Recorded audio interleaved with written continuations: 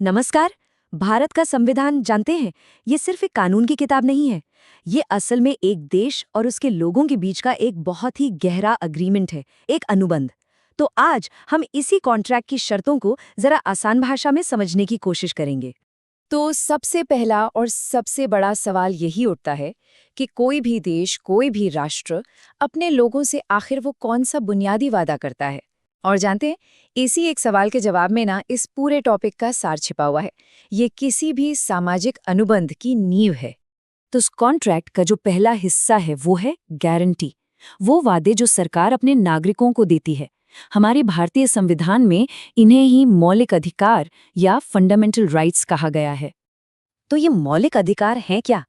देखिए, ये वो अधिकार हैं जो कानूनी तौर पर हमारी रक्षा करते हैं। ये हमारी आज़ादी, बराबरी और सम्मान को पक्का करते हैं। और सबसे ज़रूरी बात, इन पर कोर्ट की मुहर लगी है, मतलब इन्हें कानूनी तौर पर लागू करवाया जा सकता है।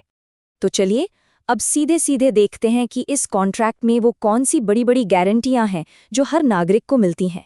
हमारे लोकतंत्र के ये 6 स्तंभ कौन से हैं? तो ये हैं वो 6 पिलर्स, 6 मौलिक अधिकार जो भारतीय नागरिकता की नींव हैं। इन्हें याद रखने का एक बड़ा आसान सा तरीका है, एक क्रम में: समानता, स्वतंत्रता, शोषण के विरुद्ध अधिकार, फिर धर्म की आज़ादी, संस्कृति और शिक्षा का अधिकार, और आखिर में इन सब की ढाल यानी संवैधानिक उपचार का अधिकार। ये क्रम हमें इनके मतलब को समझने में मदद करता है। लेकिन यहाँ एक पेंच है। क्या ये अधिकार अनलिमिटेड है? नहीं, ऐसा नहीं है। जैसे इमरजेंसी के हालात में सरकार इन्हें कुछ समय के लिए सस्पेंड कर सकती है और इन पर वाजिब पाबंदियां या रीजनेबल रिस्ट्रिक्शंस भी लगाई जा सकती हैं। जैसे बोलने की आज़ादी का ये मतलब नहीं कि कोई नफरत फैलाए, ये एक वाजिब पाबंदी है। अब हम बात करते हैं उस अधिकार की जो अगर ना हो तो बाकी सारे अधिकार बस कागज पर ही रह जाएं। इसे आप इस कॉन्ट्रैक्ट का अल्टीमेट गार्डियन या गारंटी क्लॉज भी कह सकते हैं। सोचिए, डॉक्टर बी.आर. अम्बेडकर ने संवैधानिक उपचारों के अधिकार यानी आर्टिकल 32 को संविधान की आत्मा और उसका दिल कहा था। क्यों? क्योंकि ये कोई मामूली अधिकार नहीं है। यही वो ताकत है जो हर नागरिक को अपने अधिकारों के हनन पर सीधे सुप्रीम कोर्ट जाने का हक देती है।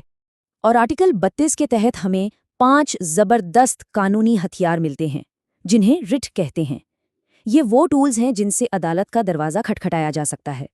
जैसे कि बंदी प्रत्यक्षीकरण का मतलब है कि अगर किसी को गैर कानूनी तरीके से हिरासत में लिया गया है तो कोर्ट सीधे आदेश दे सकती है कि उस व्यक्ति को सामने पेश किया जाए। ये रिट ही अधिकारों को सिर्फ कागजी वादा नहीं बल्कि एक हकीकत बनाते हैं। अच्छा, तो अधिकारों की बात तो हो गई, लेकिन हर कॉन्ट्रैक्ट टू वे होता है ना? तो बदले में एक नागरिक की क्या जिम्मेदारियां हैं? चलिए अब इस अनुबंध की दूसरे पहलू यानी मौलिक कर्तव्यों की बात करते हैं। तो ये मौलिक कर्तव्य हैं क्या? देखिए, ये कानूनी हक नहीं बल्कि हमारी नैतिक और सामाजिक जिम्मेदारियां हैं। ये वो दायित्व हैं जो हमसे एक नागरिक होने के नाते राष्ट्र के प्रति निभाने की उम्मीद की जाती है। और ये बात बहुत दिलचस्प है कि ये कर्तव्य शुरू से संविधान का हिस्सा नहीं थे।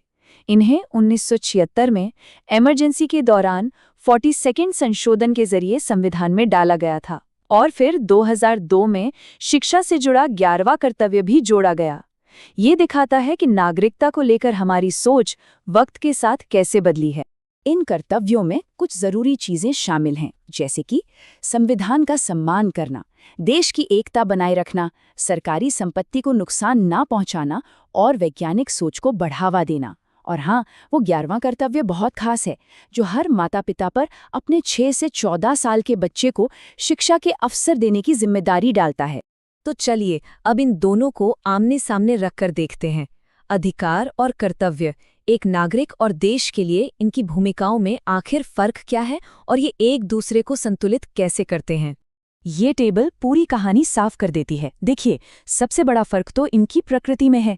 अधिकार कानूनी है, मतलब इन्हें लागू करवाने के लिए कोर्ट जाया जा सकता है, पर कर्तव्य वो नैतिक हैं, उन्हें अदालत लागू नहीं करवा सकती।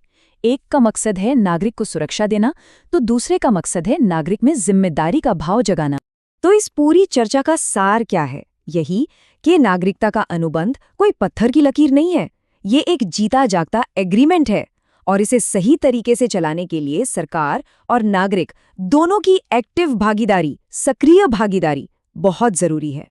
तो आखिर में ये एक बड़ा सवाल हमारे सामने आता है, किसी भी लोकतंत्र की असली पहचान, उसकी असली ताकत किस चीज से मापी जानी चाहिए? क्या उन अधिकारों से जो वो अपने नागरिकों को देता है, या फिर उन कर्तव्यों से जो नागरिक अपने देश के लिए निभाते हैं? ये एक ऐसा सवाल है जिस पर हम सबको सोचना चाहिए।